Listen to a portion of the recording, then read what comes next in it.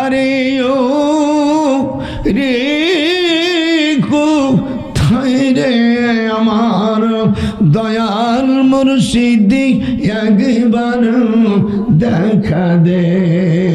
গোপাল নজরুল কয়, জরে কয় আরে ও, জরে কয় গোপাল নজরুল কয় আরে ও রে কোথায় রে আমার দয়াল মুর্শিদি একবার আর দেখা দে। সিজার হবে। আগে আপনারা যারা এখানে আছেন দেশ এবং প্রবাসী এবং বয়স্ক যারা ডাক্তার আছো, আমি আজ 95-96 বছর বয়স একজন ইউনিভার্সিটির প্রফেসর ডক্টর সৈয়দ নজরুল ইসলাম, আল্লাহ আমাকে 34 বার হজ করাইছেন, যেরকম আল্লাহ আকবার। আর আমি যে এই বইটা লিখেছি, এই বইটার নাম justice in the eye of Islam, a comparative study of the Quranic law define the law, এই বইটির সিগনেচার করছে আমাদের বাংলাদেশের মাননীয় প্রধানমন্ত্রী। এই দেখ এই যে সিগনেচার কার,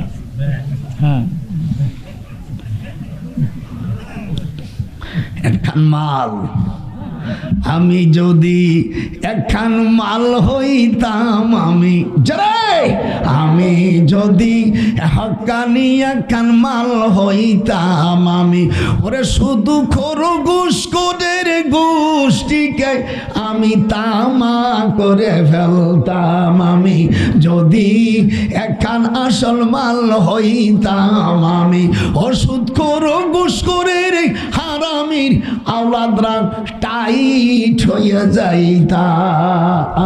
আমি যদি একটা হকানি মাল হইতাম, আমি ওরে খোদার দুশ্মনকে আমি তাবা করে দিতাম। মারহাবা।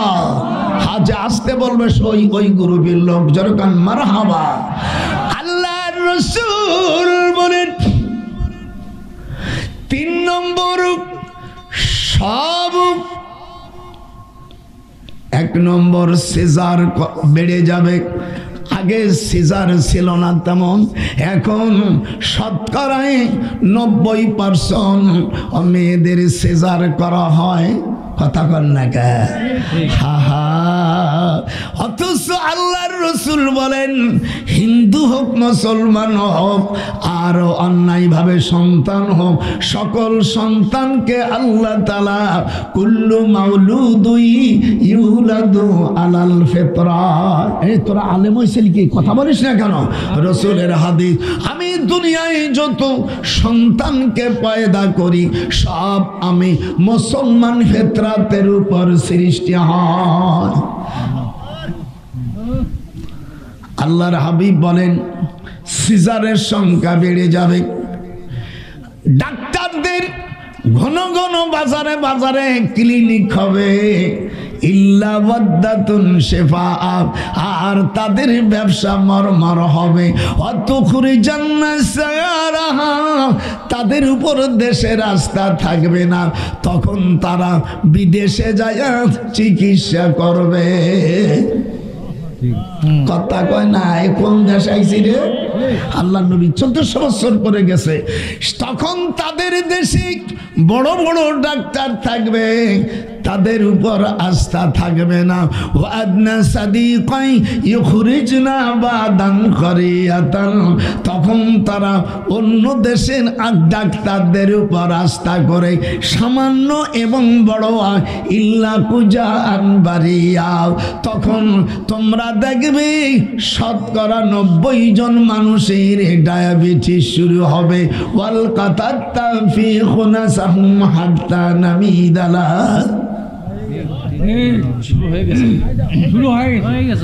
জীবনে ওয়াজ শুনছিস?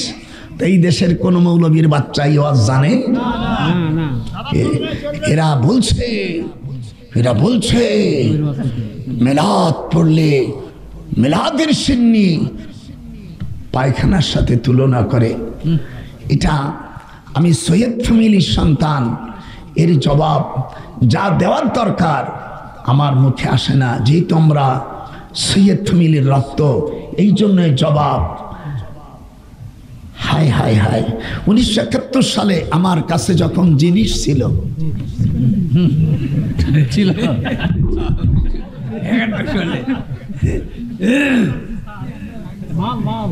হায় হায়, আমি অস্ত্র জমা দিয়েছি সরকারের কথা মতন, ট্রেন্ডিং টুকু জমা আমার শরীরে রয়ে গেছে। আমি সাবধান করে দিতে চাই, আমার আল্লাহকে যদি কেউ গালি দেয় আমি তার চেহারা বাংলাদেশে আমি দেখতে চাই না। গোপালগঞ্জের থেকে আমি সরাসরি সারা বিশ্বকে জানিয়ে দিতে চাচ্ছি, আমি একজন ইউনিভার্সিটির একজন প্রফেসর হিসেবে, একজন মুহাদ্দিস হিসেবে বলে দিতে চাই, তোমরা আমার খোদাকে ভালো না লাগে আমার খোদার দেশ ছেড়ে চলে যাও। যে না বলবে আল্লাহ একে তুমি রাতারাতির মধ্যে ক্যান্সার দিয়ে দেবা। বিশ্ববাসী আমার এই ওয়াজ শোনো,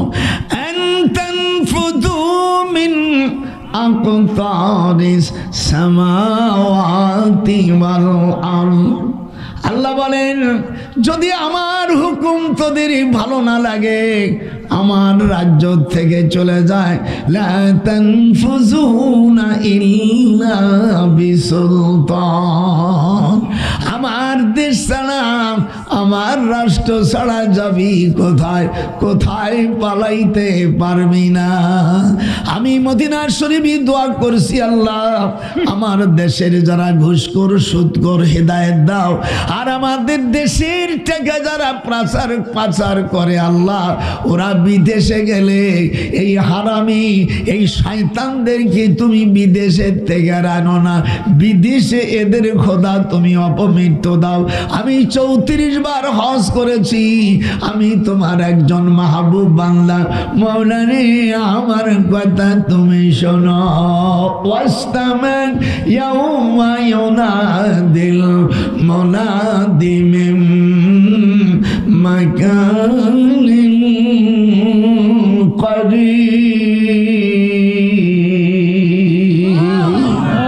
হায়রে আল্লাহর কোরআন পড়া, তোরা কোরআনের পক্ষে থাকলি না। ওয়াস্তামা একটু পড়িস না, ওয়াস্তামা ইয়াউমা ইউনাদিল মুনাদি মিন মাকানিন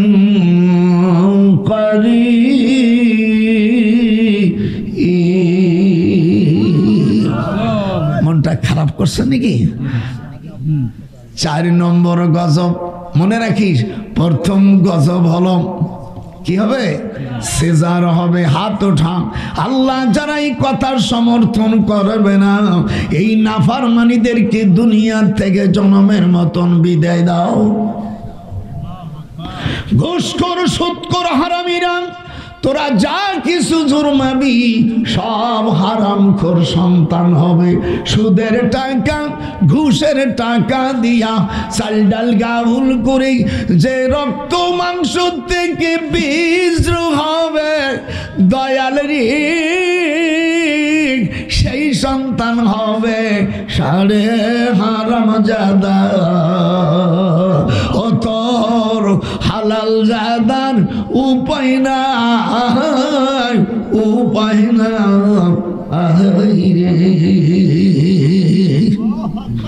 আমি যদি একটি পাখি হইতাম, আমি যদি একটি পাখি হইতাম, আমি ওরে কুড়াল দিয়া যাইতাম আমি আমার সোনার মদিনায়।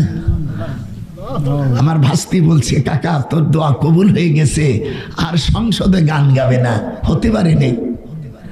একটা ভুলের যেরকম আপনারা শুনছেন ইউটিউবে, একটা ভুলির কারণে তোমার বাস হইয়া গেছে। আরে ও রে কোথায় রে আমার দয়াল মুর্শিদি একবার আর দেখা দি। 3 নম্বর মানুষরা আলেমরা রাসূলের সুন্নাতকে ছেড়ে দেবে। আলেমরা রসুলের সুন্নাত ছেড়ে দেবে। একটু আগে বলছি, আজ অধিকাংশ মসজিদের ইমামের মাথায় পাগড়ি নাই, তারা রুমাল একখান মুড়ি দিয়া, এই যে হায় হায় হায়, আমার চাচতো ভাই মেজর জেনারেল, ছোটখাটো না, ডিআইজি আইজি সব আমার গোপালগঞ্জে। জানে যে ভাই জান ধরলে তো তার ছাড়ে না।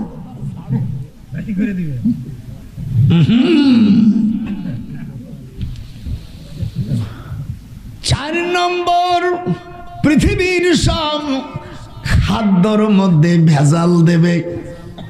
ওয়ান আগনিয়া আশ-শাইতান রুজিকা, কথা কয় না, তেলের মধ্যে ভেজাল, শস্য তেলের মধ্যে সোয়াবিন শরীফ দিয়া, কথা কয় না, সোয়াবিন শরীফ তেল দিয়া ওমে একটা মেডিসিন দিয়া তারে শস্য তেল বানাই দেয়, নাকের কাছে নিলে সেভ করে ওঠে, মনে কয় এটা।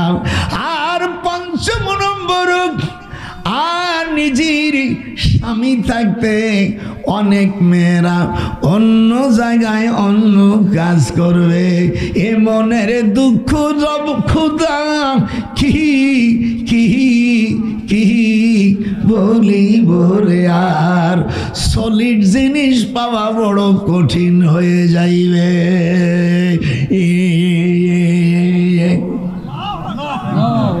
আর বিদেশে যারা যাবেন বউ নিয়ে যাবেন, আর যদি চরিত্র হারা বউ থুয়ে যাও তাহলে ফিরে আসে তুমি অরিজিনাল বউ পাইবা না বাবা। দয়াল নজরুল মাওলানা, ওরে বিদেশে যাওয়ার কালে অসভ্য মেয়ে রেখে যেও না, যদি রাখো ফিরে আসে তুমি অরিজিনাল মাল পাইবা না। কথা কষি না, কথা কষি না, জীবনে হয়তো আর নাই আসবো, কিন্তু খেলা একখান খেলবো।